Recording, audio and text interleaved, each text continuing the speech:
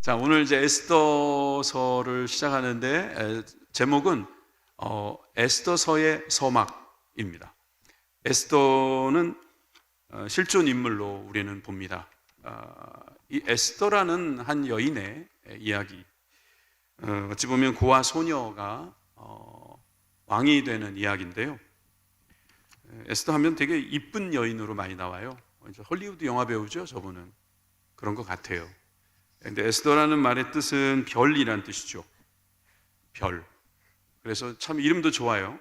그런데 에스더라는 그 별이라는 이름이 히브리어에서 왔다기보다는 그 당시의 언어의 영향을 받았고 또 당시의 신의 이름하고 비슷하다라고 보는 견해가 많습니다. 원래 히브리어 이름은 따로 있었습니다. 하다사라고 하는 거죠. 하다사. 도금냥나무, 저 어떤 나무인지 잘 몰라요. 근데 그 나무가 되게 예쁜가 봐요. 그래서 도금냥나무라는 나무의 이름에서 나왔다 이렇게 봅니다. 그리고 아비하일의 딸이다. 아비하일의 인물에 대한 내용은 성경에 자세히 나와 있지 않습니다. 그러나 일찍 아버지를 여의고 어머니를 여의고 고아가 되어서 모르드게라는 사촌 오빠에게서 자라납니다. 오빠가 아니라 거의 아빠 같은 사람인 거예요. 그래서 모르드게는 오빠지만 실질적으로는 아주 정신적 지주 같은 역할을 하는 것을 볼 수 있습니다.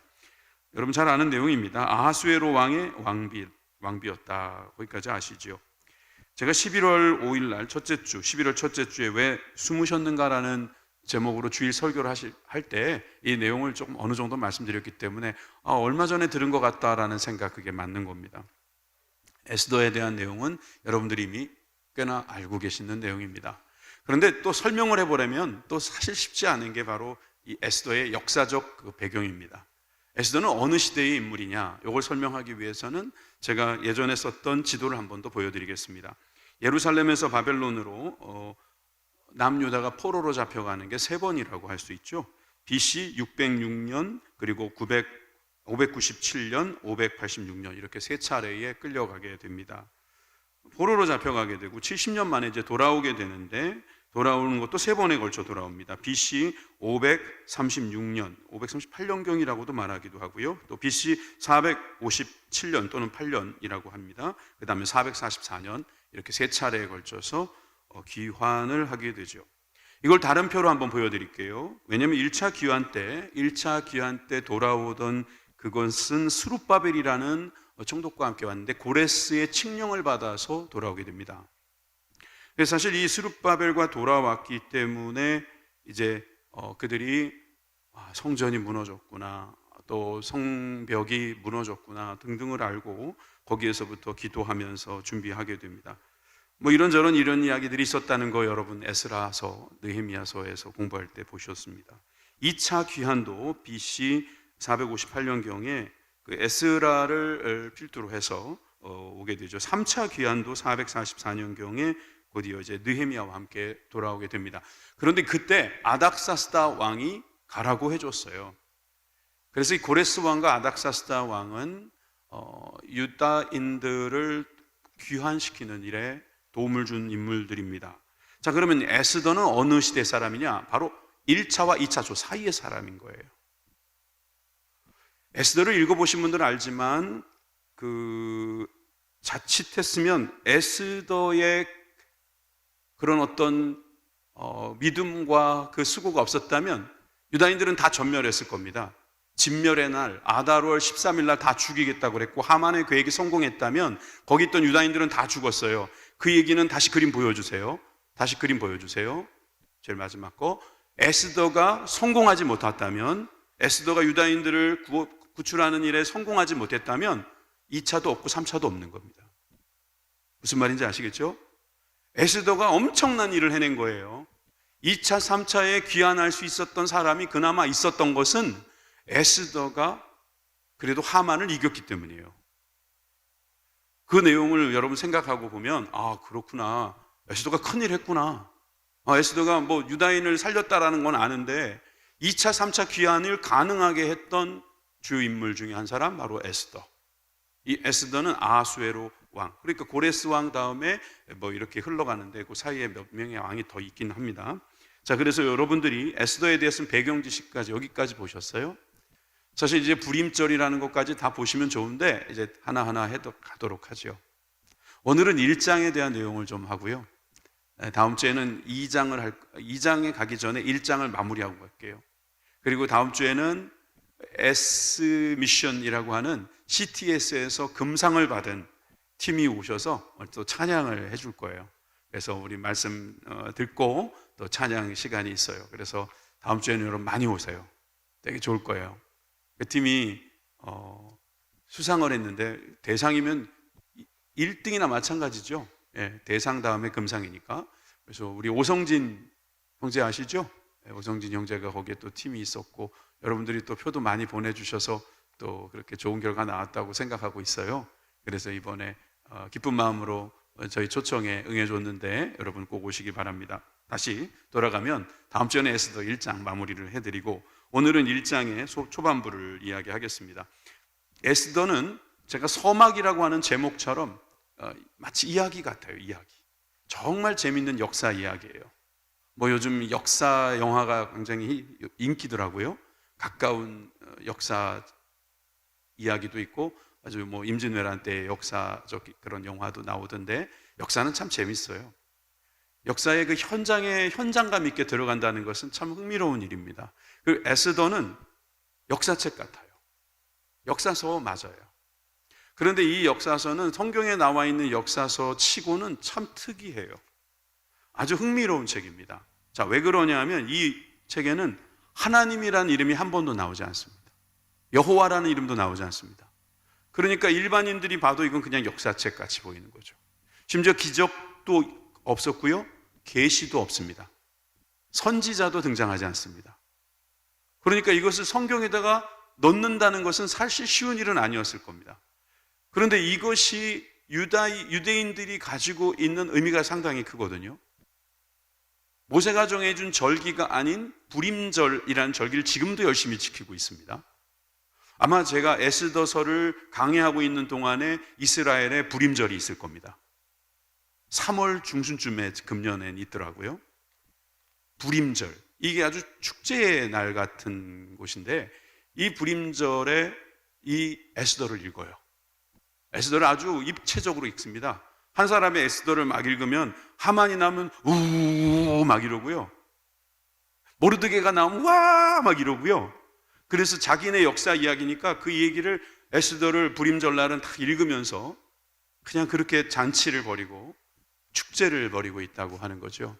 그 하만은 그때도 말씀드린 것처럼 지금의 뭐 하마스도 하만이고 히틀러도 하만이고 유대인들을 괴롭히는 모든 존재들은 다 하만처럼 생각을 해서 그들이 하나님이 주신 승리를 축하하는 일에는 이 불임절이 최고거든요. 그래서 이 불임절을 또 기념하고 있는 이 에스더서.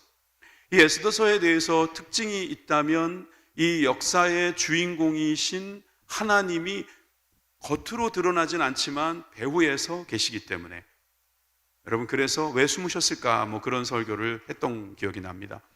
하나님께서 앞에다가 배우를 등장시킵니다. 이 배우의 역할들이 다 있습니다. 우리가 금년을 살아갈 때에도 각자 역할이 있을 겁니다. 그렇지만 착각하지 마세요. 우리가 주인공이 아닙니다. 하나님께서 주인공이시고 하나님께서 뒤에서 대본을 쓰셨고 하나님께서 감독하고 계십니다. 여러분 우리는 주인공이 아니라 하나님께서 우리에게 세워주신 배우다 이렇게 생각하시는 게 좋아요. 그렇게 생각하시면서 승리하십시오. 여러분들에게 좋은 역할이 주어졌다는 것을 믿으시기를 바랍니다. 자, 그런데 오늘 이 에스더에 나와 있는 이야기들은 처음에 이렇게 시작합니다. 왕이 갑자기 특이한 일을 하고 있어요. 바로 왕이 과시욕이 발동했다는 거예요. 왕 한 사람의 이 과시욕이 어떻게 이 나라를 인도하는가 한번 살펴보도록 하겠습니다. 에스더 1장 1절입니다. 같이 읽겠습니다. 시작. 이 일은 아하수에로 왕 때에 있었던 일이니 아하수에로는 인도로부터 구스까지 127지방을 다스리는 왕이니라. 여러분 여기에서 우리가 알고 있는 것은 왕이라는 이름을 알 수 있고요. 그리고 이 일은 아하수에로 왕 때 있었던 일이다 라고 하는 역사적 배경 나왔죠. 그리고 인도, 성경에 인도가 등장합니다. 인도에서부터 구스는 어디예요? 지금의 에티오피아. 거기까지 다스리는 아주 큰 땅, 넓은 땅을 다스리는 왕이다라는 겁니다. 바사의 왕이에요, 바사. 성경에서 바사라고 말하는데 역사적으로는 페르시아라고 하죠. 영어로 퍼시아 해가지고 페르시아가 바로 바사고 바사의 왕, 아하수에로 왕입니다. 헐리우드 영화 중에 300이라는 영화가 있어요. 네, 거기에 보면은 등장하는 수영복 하나 입고 막 그 쇄골이 막 이렇게 차고 머리 확 벗겨지고 등치 크고 막 이상한 사람 있잖아요, 하나. 네, 여러분들은 경건하셔서 영화를 안 보죠. 네, 그래서 우리 청년들은 그럴 수도 있어요. 네, 그 사람이 바로 아하수에로예요. 이 아하수에로 왕 때에 있었던 일이다라는 겁니다. 근데 이가 무슨 일을 하는가? 2절부터 3절 보겠습니다. 당시 아하수에로 왕이 수상궁에서 즉위하고 왕이 있은 지 제3년에 그의 모든 지방관과 신하들을 위하여 잔치를 베푸니. 자, 수상궁이라는 궁은 이 페르시아의 4개의 궁 중에 하나라고 합니다. 악메다, 바벨론, 페르세폴리스라고 하는 궁이 있고 수상궁이 있는데, 여러분 이 수상궁은 여름에 너무 더워가지고요 겨울에만 쓰는 겨울궁이라고 해요.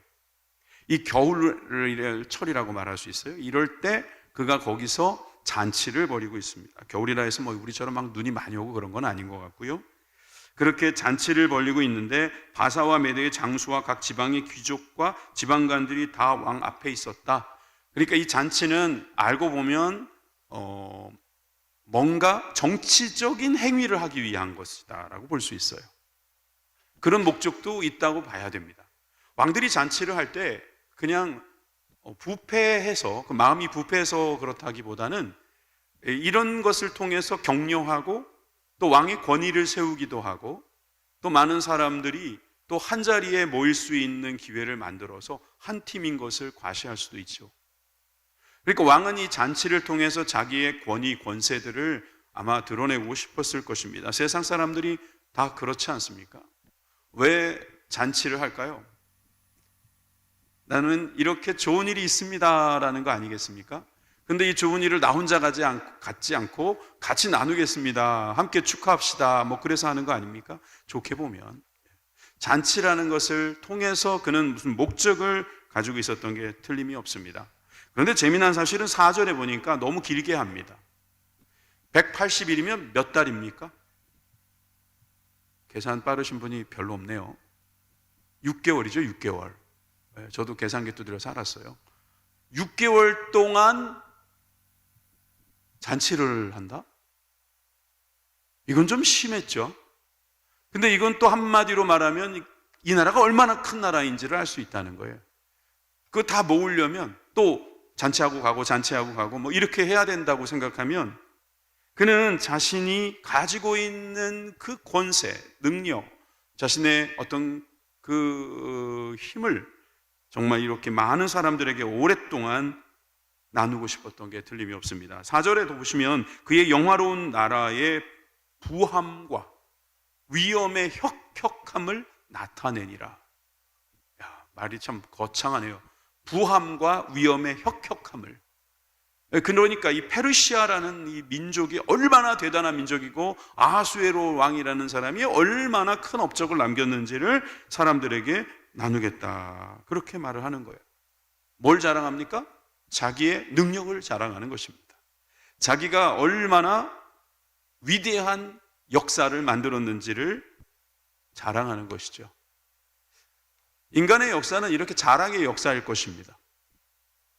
최근에 무슨 고려 거란에 대한 대하 드라마가 하나 나왔다고 하죠. 근데 많은 사람들이 그렇게 말한답니다. 왜 고려의 역사는 이렇게 우리나라에 남아있지 않을까? 한국이라는 나라의 영어 이름이 코리아잖아요. 왜 코리아죠? 고려라고 알려졌기 때문이죠. 그러니까 이 고려 시대에 이미 전 세계에 우리나라가 알려질 정도로 아주 창대했던 역사임에도 불구하고 고려가 망하는 순간부터는 조선에서는 고려의 역사를 다 덮어버리는 거죠. 묻어버리거나 지워버리는 거죠. 자기네 전 제국은 그래서 망했다고 생각하는 것입니다. 그러니 우리가 역사를 제대로 알기라는 쉬운 일이 아니에요. 이렇게 성경책같이 제대로 된 역사서가 존재하지 않는 한 사실 알기 어려워요. 그런데 이 역사에도 보니까 여기에서 나와 있는 아하수에로 역사를 보니까 그는 무려 6개월 동안 잔치를 해야 될 만큼 엄청난 부함과 그리고 위험이 있었다라는 것을 자랑하고 있어요. 여러분, 이렇게 자랑하는 것이 얼마나 갈까요? 그리고 이 자랑이 얼마나 우리들한테 큰 힘이 될까요? 이것도 일종의 국가적 비즈니스라고 한다면 저 할 말이 없어요. 그런데 이것을 보면서 우리는 또 생각해야 될 것은 있지 않을까요?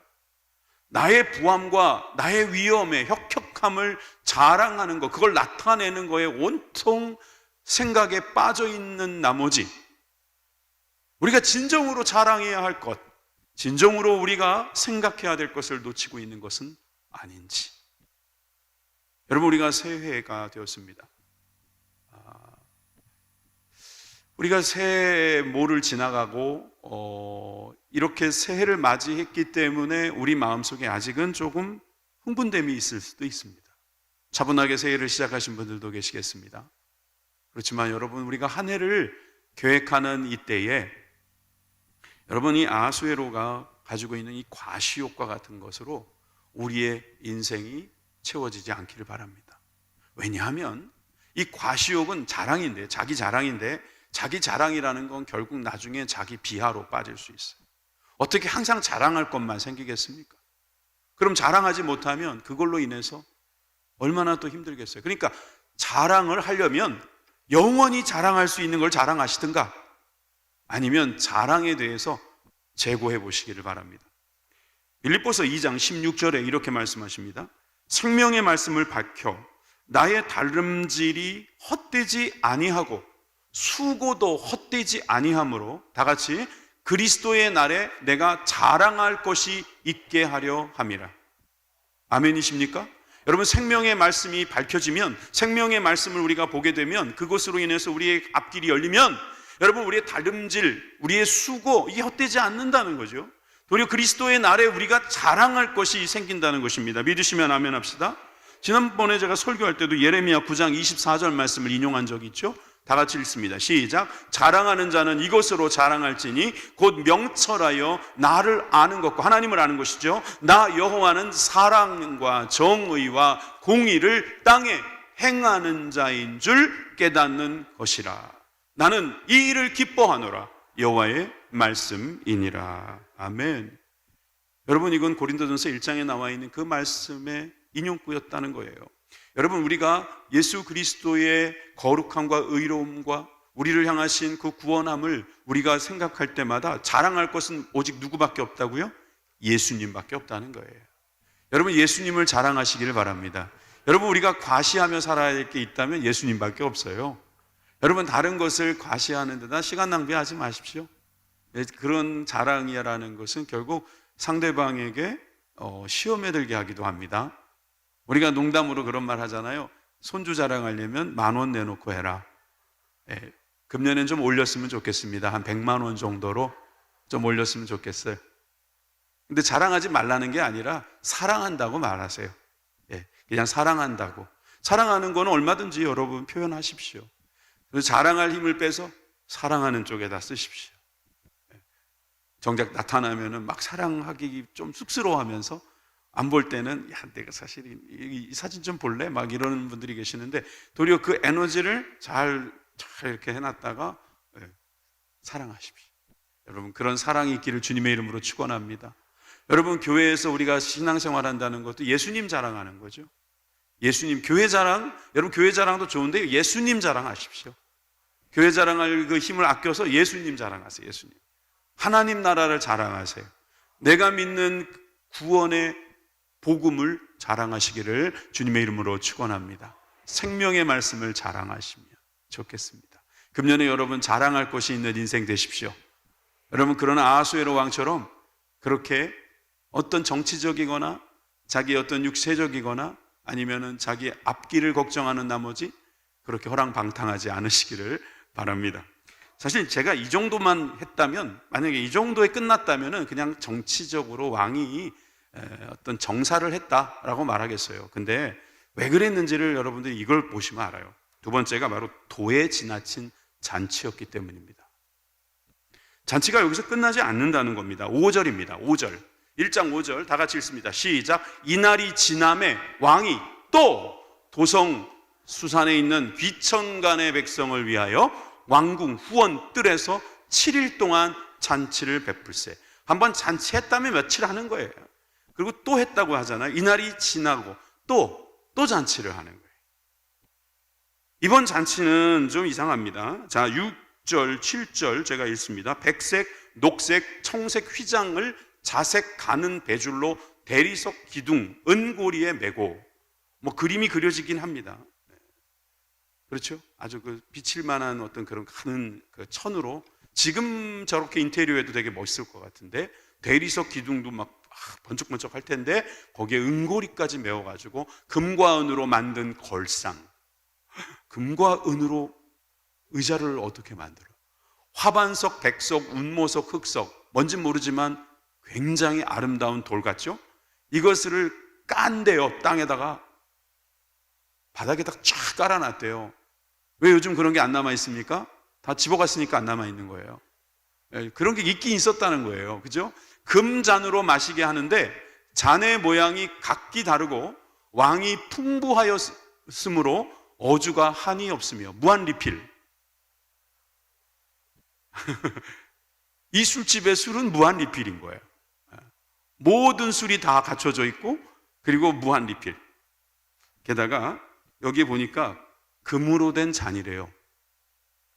그냥 금으로 된 잔 여러분 혹시 집에 한 몇 개 정도는 있죠? 근데 그 잔이 다 모양이 비슷하지요? 이게 모양이 다르다는 게 이게 또 기가 막힌 소리를 한 거예요, 지금. 이거 수공예로 만들었다는 거고요. 정말 장인이 이거를 위해서 맨날 만들고 앉아있다, 이런 소리예요. 여러분, 보통 우리 집에 가보면은 평범한 집에는요, 비슷한 모양의 그릇들이 몇 개 있습니다.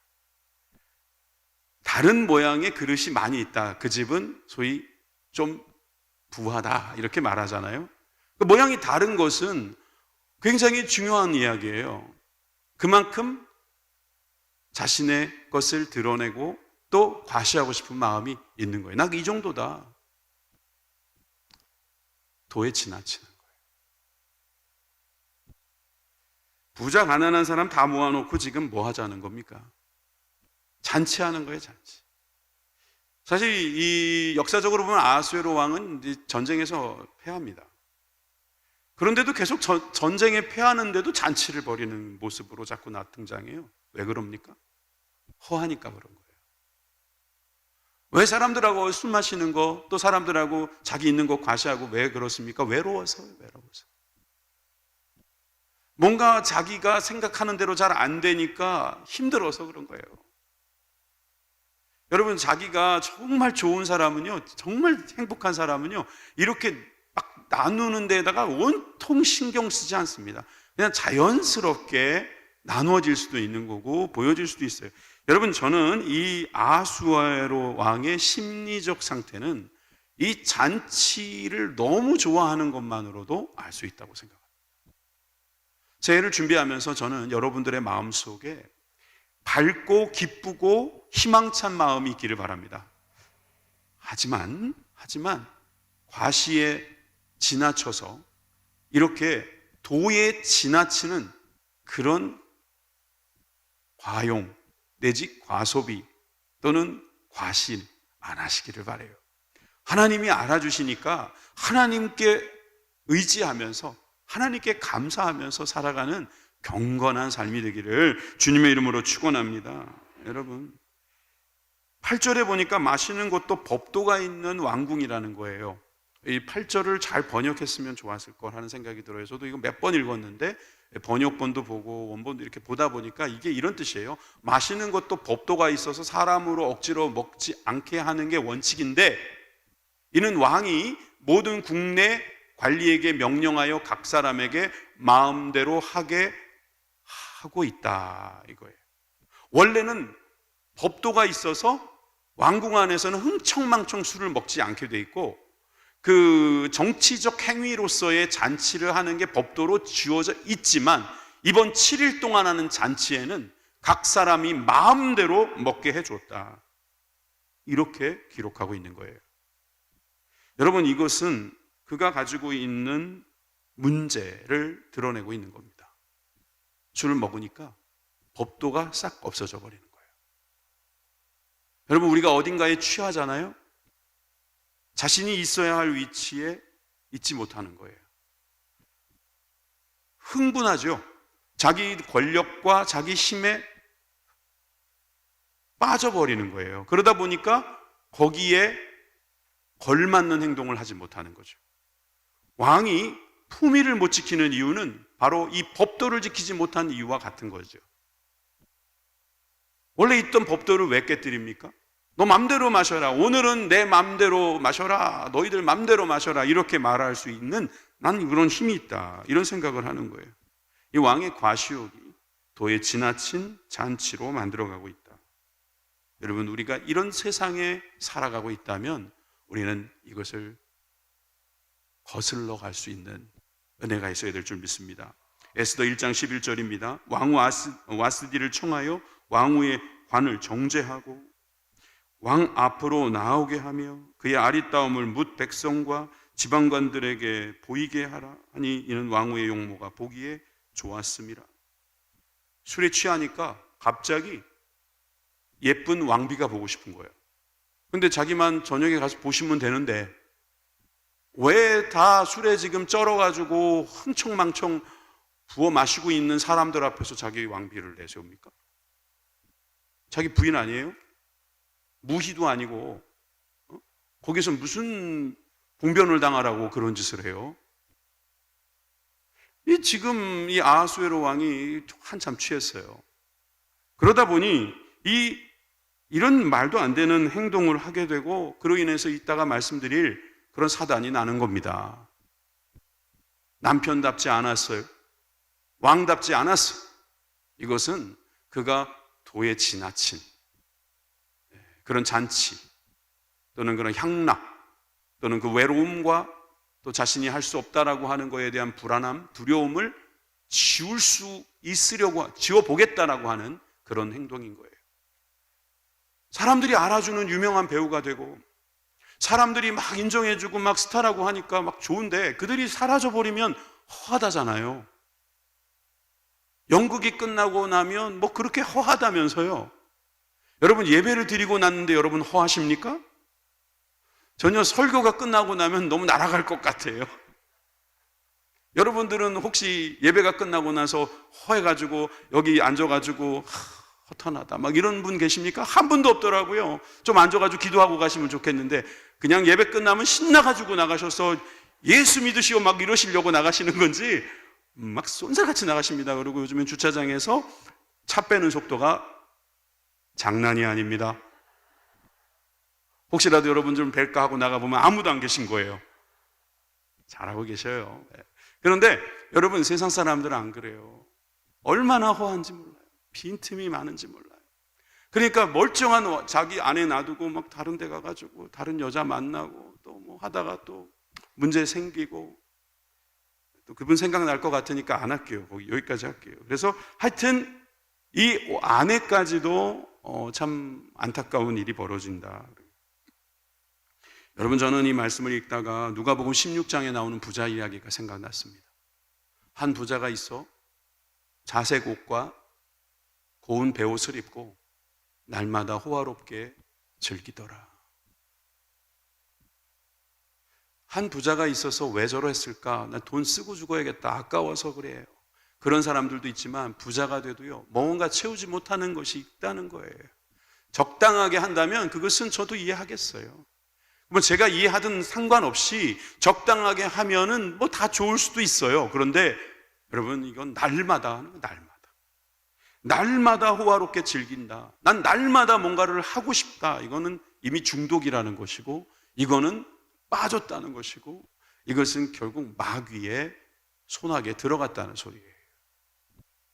여러분, 향락을 즐기고 뭔가 내가 즐거운 거 아니면은 의미가 없다라고 하는 분이 있죠. 오직 재미만 찾는 분이 있죠.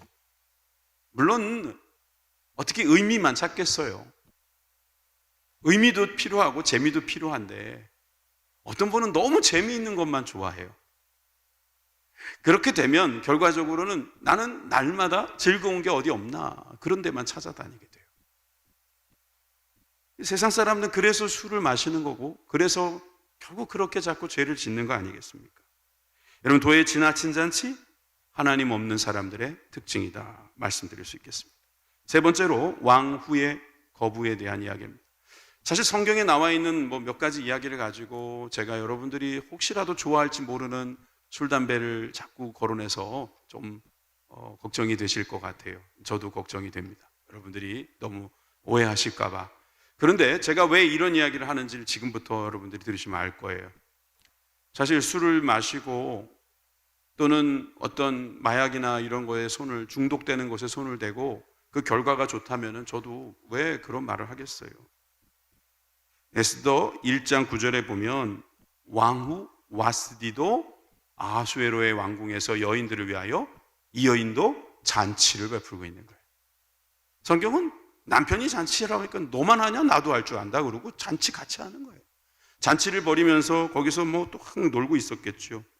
근데 그때 같이 동시에 서로 다른 곳에서 잔치를 하고 서로 이렇게 좀 있다가 10절에 보니까 제7일에 왕이 중히 일어나서 술을 먹고 흥이 나서 어전 4시 루후망과 비스다와 아르보나와 빅다와 아박다와 세달과 가르가스와, 아니 성경이 지면도 좁은데 왜 이런 내시들의 이름을 다 적어놨을까요? 이 정도로 지금 왕은 왕후에게 전달하기 위해서 분명한 어떤 과정을 만들었다, 이렇게 말할 수도 있고요. 이게 그랬잖아요. 불임절날 이거를 읽는다고 그랬죠. 퓨림이라고 하는 이 불임절에 읽을 때요, 이 히브리 사람들의 구강 구조로 이거를 읽으면 되게 웃기답니다. 그래서 넷이 이름을 읽으면서 대부분 웃는답니다.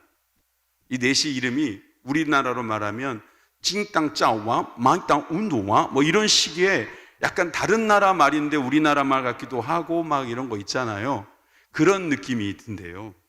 그래서 사실 이 이야기를 들으면서 왕후와 왕이 되게 희화되는 그런 장면이기도 한 거예요. 11절에 왕후 와스디를 청하여 왕후의 관을 정죄하고 왕 앞으로 나오게 하며 그의 아리따움을 뭇 백성과 지방관들에게 보이게 하라 하니 이는 왕후의 용모가 보기에 좋음이라. 왕 앞으로 나오게 하라고 하면서 그가 했던 일은 뭐냐 하면 자신의 아내는 아리따다, 이거를 자랑하고 싶었던 거예요. 남자들은 이해하죠? 자기 와이프가 예쁘면 자랑하고 싶죠? 여러분들은 해당 사항 없습니까? 이럴 때 그러셔야죠. 아멘 해 하셔야지 점수 따는 건데.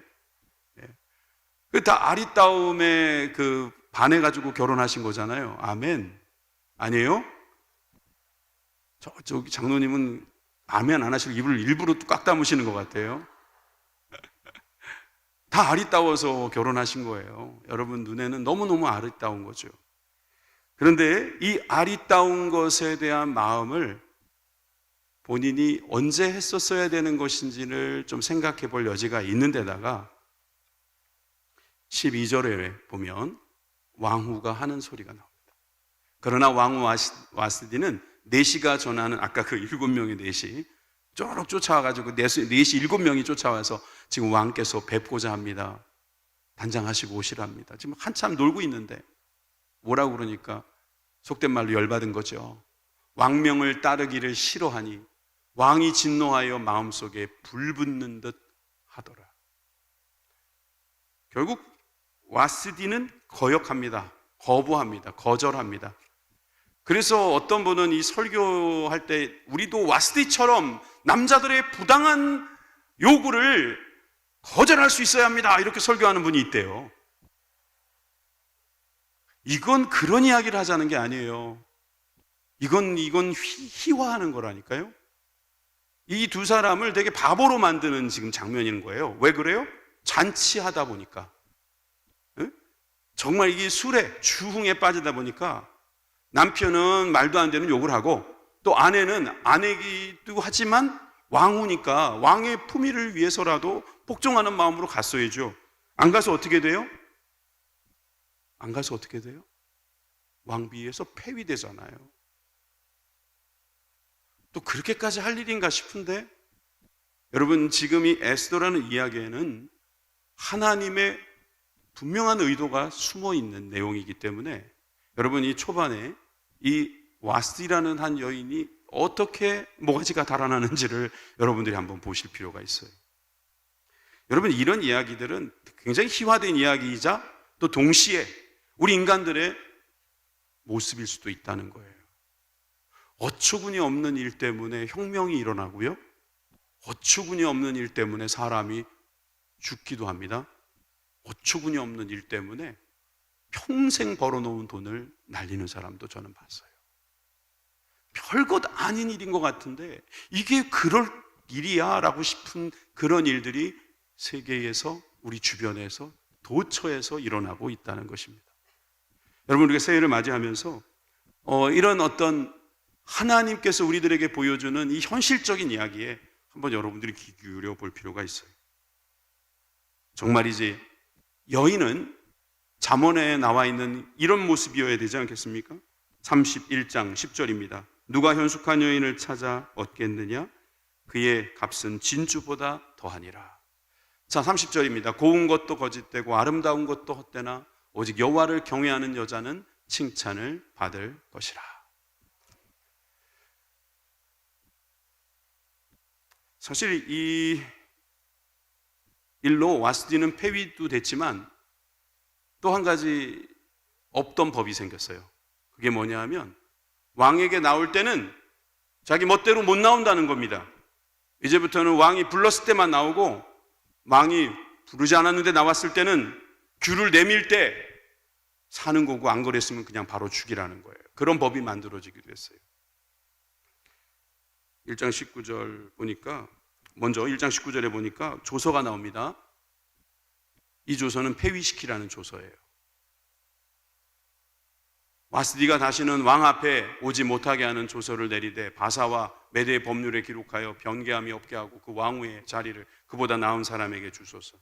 신하들이 더 나서서 지금 못하게 합니다. 그리고 4장 11절에 가보면, 4장 11절에 보면 부름을 받지 아니하고 안뜰에 들어가서 왕에게 나가면 오직 죽는 법이요. 여러분, 이 금규를 내밀어야지 살 수 있는 법, 이 법이 이때 만들어졌다, 그렇게 보는 거죠. 여러분, 저는 우리들의 마음 속에 이런 어떤 급한 마음, 또 한 번 더 생각하면서 겸손하게 한번 돌아보는 이 상황을 좀 이해하는 그런 마음도 필요하다 하는 것을 말씀드리고자 합니다. 여러분, 왕도 잘못했지만 왕비도 잘한 건 없어요. 왕비가 너무 화가 난 거예요.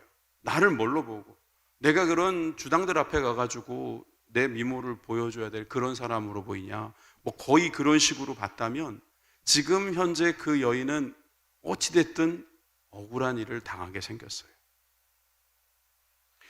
그저 그 앞에 나가서 자신이 어떻게 지혜롭게 행할지를 하나님께 물어보고 했다면 어땠을까 하는 생각이 드는 거죠. 전도서 7장 8절에서 9절 말씀 같이 읽어볼까요? 시작. 일이 끝이 시작보다 낫고 참는 마음이 교만한 마음보다 나으니 급한 마음으로 노를 바라지 말라. 노는 우매한 자들의 품에 머무름이니라. 여러분, 참으십시오. 마음 급하게 갖지 마십시오. 여러분, 노를 바라지 마시고요, 금년에는 좀 잘 참으면서 지혜롭게 행하시기를 주님의 이름으로 축원합니다. 그래서 여러분, 일이 끝이 시작보다 나게 되기를 간절히 소망합니다. 여러분, 오늘 이 이야기는 에스더의 서막입니다. 이제 에스더가 흥미진진하게 진행되는데, 처음 장면이 여러분들이 볼 땐 약간 코미디 같습니까? 막장 드라마 같습니까? 그런데 우리 세상이 이렇다는 거예요. 세상이 이래요. 나름 정치적으로 시작했다가 육체적으로 끝나거나, 나름 자기는 장난으로 시작했는데 결국 그 장난으로 한 사람이 죽기도 하고, 이 세상의 법이 바뀌어서 많은 사람들이 어려움에 처하기도 한다 하는 것이죠. 여러분, 이렇게 세상 왕은 자기의 좋은 대로 했다가 많은 사람들을 힘들게 하고 불안하게 만듭니다. 근데 그 왕이 그 자신이 가지고 있는 한계, 문제가 있기 때문이 아니겠습니까? 여러분, 우리가 에스더를 볼 때 이제 앞으로 에스더라는 한 여인만 보지 마시고 그 뒤에 계시는 하나님께서 우리 인생을 어떻게 이끌어 가시는가, 이 세상의 역사를 어떻게 주관하시는가, 여러분들 꼭 흥미 있게 봐주시길 바랍니다. 오늘은 여기까지 하겠습니다. 우리 인생의 대본을 쓰고 계신 우리 하나님께서 여러분들의 금년 한 해도 아름다운 길로 인도해 주실 줄 믿습니다. 기도하겠습니다.